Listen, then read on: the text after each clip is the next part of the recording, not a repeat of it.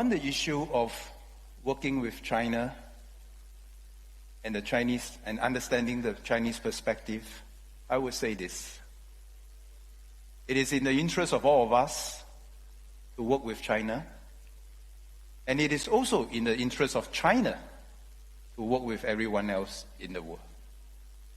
It is in the interest of all of us to better, deeper understand China's fears, concerns, and aspirations, just as it is important for China to understand how the rest of the world perceived China.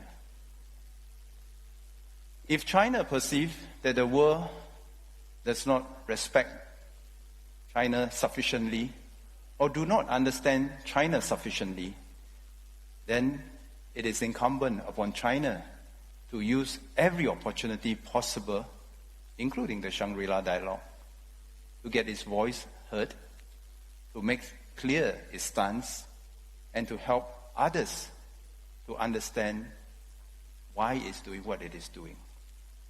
And that was why I said what I said yesterday to the media, that regardless of whether China attends the Shangri-La Dialogue, it's incumbent upon all of us also to reach out to China in different forums to try to build those bridges so that we do not end up in a situation whereby either side misinterpret or miscalculate or misrepresent each other's position.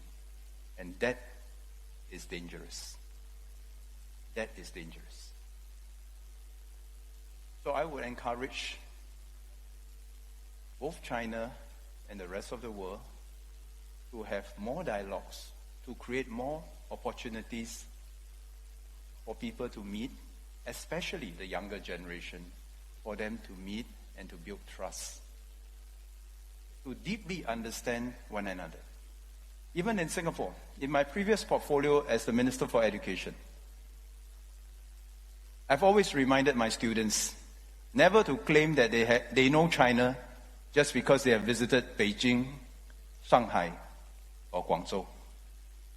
On a similar note, I always remind all my students to never claim that they understand the US just because they have been to New York, California, and so forth. And it's incumbent upon all of us to make that special effort to try to understand another country deeply so that we do not end up being simplistic in our interpretation, because that can cause us to read other people's intent wrongly, and that sets for a much more dangerous war. When it comes to the issue of China and Taiwan, I would suggest that we consider a few points. First, it's important for us to understand the history of how this issue come about. And it scares me to hear perhaps simplistic attempts at simplistic explanations that this is a conflict between democracy and autocracy, or trying to draw unhelpful parallels between Taiwan and Ukraine. I think it's important for us to really understand the reasons behind how we got here. So that's the first thing I would say. Second, I think how this issue is going to be resolved, if not managed, will have to be determined by the Chinese people. It will have to be so. Third, I would say that whether is it the Chinese people on the PRC side or the people on the other side of the straits on the Taiwan side, I think if you ask the common folks, they all share some similar end goals. First, I don't think the people on either side of the Taiwan Straits desire war and conflict. Second, just like anybody around the world, the people on both sides of the Taiwan Straits, they want to have the opportunity to continue to improve their lives. They want to have a sense of security, including economic security.